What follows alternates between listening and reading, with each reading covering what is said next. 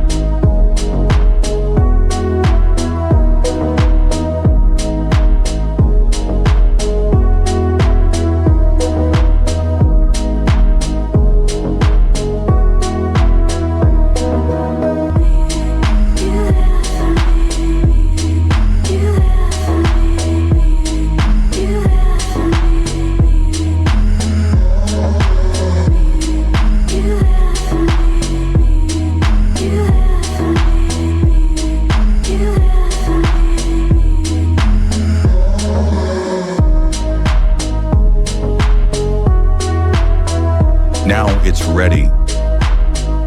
Thanks for watching. See you soon.